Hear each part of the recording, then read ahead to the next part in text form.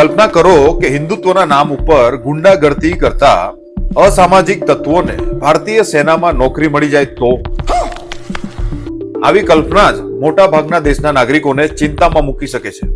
અને આ ચિંતામાં વધારો કરતા એક ગંભીર સમાચાર અત્યારે જ બહાર નીકળીને આવ્યા છે, જે સીધા જ ભારતીય સેના અને ભારતની સુરક્ષા સાથે જોડાયેલા છે, જેને 2 વર્ષ સુધી તમારી સામે આવવા જ નથી દેવાયા. માટે પેજને ફોલો કરી લેજો અને વિડીયોને છેલ્લે સુધી જોજો, અને જોયા બાદ લોકોને શેર કરવાનું બિલકુલ ના ભૂલતા.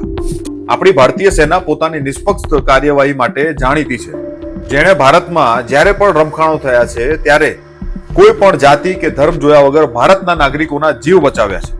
પરંતુ લાગે છે કે કેટલાક હિન્દુત્વના નામ પર સત્તામાં બેઠેલા લોકો પોતાના જેવી જ માનસિક વિકૃતિ ધરાવતા લોકોને ભારતીય સેનામાં ઘુસાડવા માંગે છે. ધ રિપોર્ટર્સ કલેક્ટિવની તપાસ મુજબ ભારતના રક્ષા મંત્રાલય હેઠળ સૈનિક સ્કૂલો ચલાવવામાં આવે છે. આ જ સૈનિક સ્કૂલોમાંથી આગળ જતા ભારતની આર્મ્ડ ફોર્સોમાં ઉમેદવારોને મોકલવામાં આવે છે.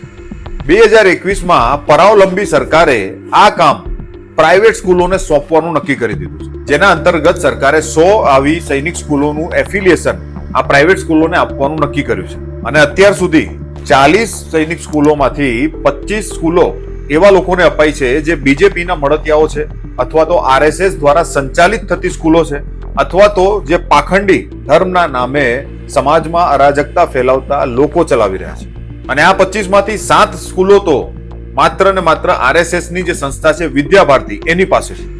એ આરએસએસ કે જેની છત્રછાયા હેઠળ રામ મંદિરમાંથી કરોડો રૂપિયાનું દાન ચવાઈ ગયું. આરએસએસ સાથે જોડાયેલી સાધ્વી રીતમભરા પણ આવી 2 શાળાઓ ચલાવી રહી છે, જેના ઉપર બાબરી મસ્જિદ તોડવાના આરોપો લાગેલા છે. એક સ્કૂલ તો સેન્ટ્રલ હિન્દુ મિલિટરી નામની સંસ્થા દ્વારા ચલાવાય છે, અને એવા આરોપ લાગ્યા છે કે 2008ના માલેગાંવના જે બ્લાસ્ટ થયા હતા તેના માટે બોમ્બ બનાવવાની ટ્રેનિંગ આ સ્કૂલમાં અપાઈ હતી. અદાણી વર્લ્ડની એક સ્કૂલને પણ સૈનિક સ્કૂલનું એફિલિએશન આપી દેવાયું છે. આ સમાચારે મારા મનમાં કેટલાક પ્રશ્નો જન્માવ્યા છે.